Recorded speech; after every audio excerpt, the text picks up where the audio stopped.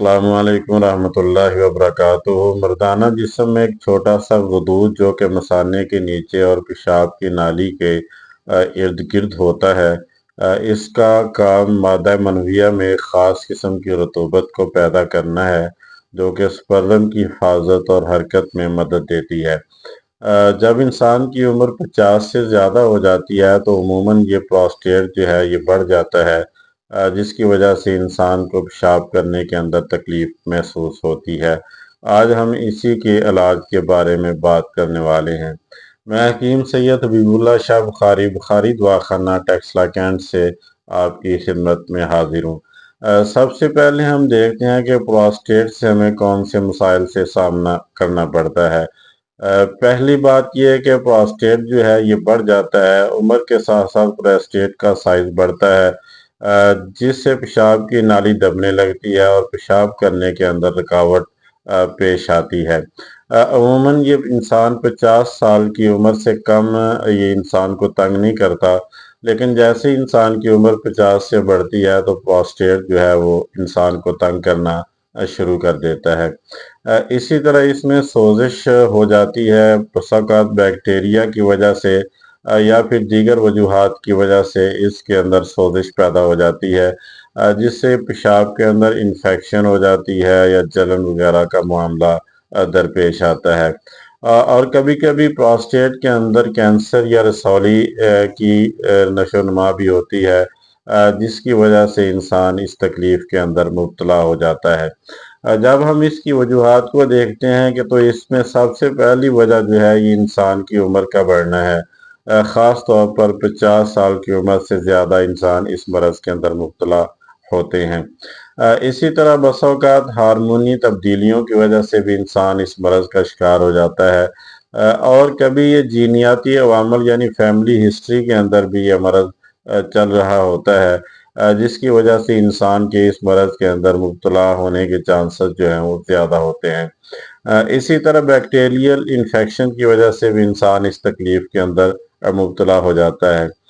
انسان کی طرز زندگی بہت زیادہ میٹر کرتی ہے اس مرض کے حوالے سے۔ اگر آپ تن آسانی کی زندگی بسر کرتے ہیں، آپ کی زندگی کے اندر ایکسرسائز نہیں ہے، مشقت نہیں ہے، اور اس کے ساتھ ساتھ آپ چکنائی والی غذائیں بہت زیادہ استعمال کرتے ہیں، یا پھر آپ سگریٹ نوشی یا شراب نوشی کے عادی ہیں، تو آپ کے اس مرض کے اندر مبتلا ہونے کے چانسز بہت زیادہ ہیں۔ اب ہم دیکھتے ہیں کہ وہ کون سی علامات ہوتی ہیں جس سے انسان پہچان سکتا ہے کہ وہ پراسٹیٹ کے بڑھنے کے مرض کے اندر مبتلا ہو چکا ہے۔ ایک یہ ہے کہ پیشاب بار بار آتا ہے اور پورا پیشاب خارج نہیں ہوتا، خاص طور پر رات کو انسان کو کافی زیادہ تنگی ہوتی ہے۔ پیشاب شروع کرنے میں مشکل پیش آتی ہے اور کمزور دھار سے انسان کا پیشاب خارج ہوتا ہے۔ پیٹ کے نچلے حصے میں اور کبھی کمر کے اندر اور کبھی رانوں کے اندر انسان کو درد کا معاملہ درپیش ہوتا ہے، اور کبھی کبھی جو ہے یہ پیشاب میں خون آنا شروع ہو جاتا ہے انفیکشن کی وجہ سے۔ تو یہ چند ایک علامات ہیں جن سے پتہ چلتا ہے کہ انسان اس مرض کے اندر مبتلا ہو گیا ہے۔ اب ہم آتے ہیں اس کے علاج کی طرف کہ ہم اس کا آسانی کے ساتھ اپنے گھر کے اندر علاج کیسے کر سکتے ہیں۔ سب سے پہلے آپ دیکھیں کہ پمپکن سیڈ، جس سے مغز کدو بھی کہا جاتا ہے، یہ اس کے علاج کے اندر بہترین ثابت ہوتا ہے۔ یہ پراسٹیٹ کے بڑے ہوئے پراسٹیٹ کو نارمل کرنے کے لیے کافی زیادہ فائدہ مند ثابت ہوتا ہے۔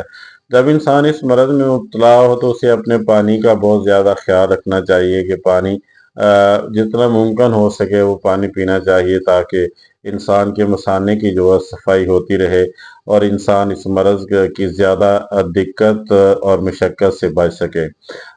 اسی طرح گرین ٹی جو ہے یہ مثانے کے اس غدود کی سوزش کو کم کرتی ہے، اس کا استعمال بھی بہت زیادہ فائدہ مند ثابت ہوتا ہے۔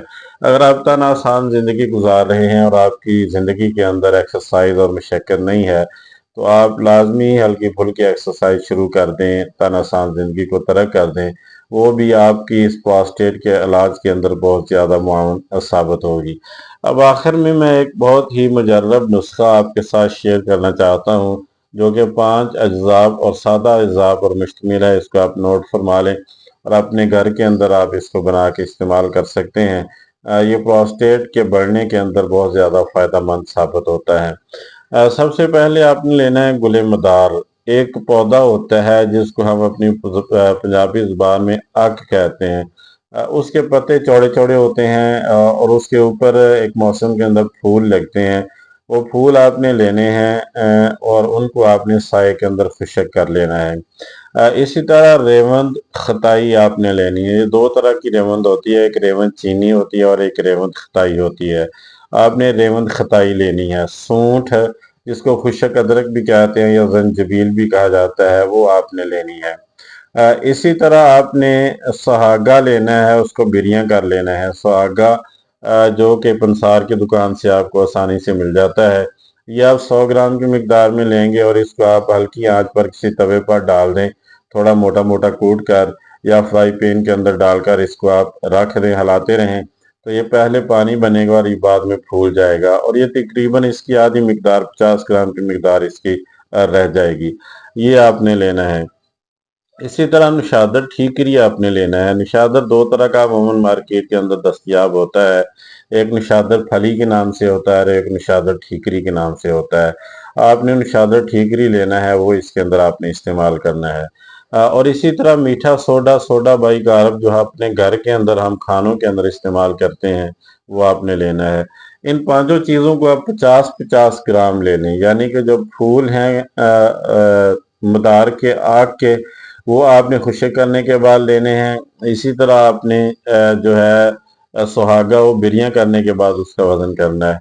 50-50 ग्राम ले लें और बारीक पाउडर करके इनको बाहिम मिला के रख दें और 1 ग्राम के कैप्सूल आप ले लें, उनको भर लें। एक कैप्सूल आपने सुबह लेना है नाश्ते के बाद सादा पानी से और एक रात के खाने के बाद सादा पानी से।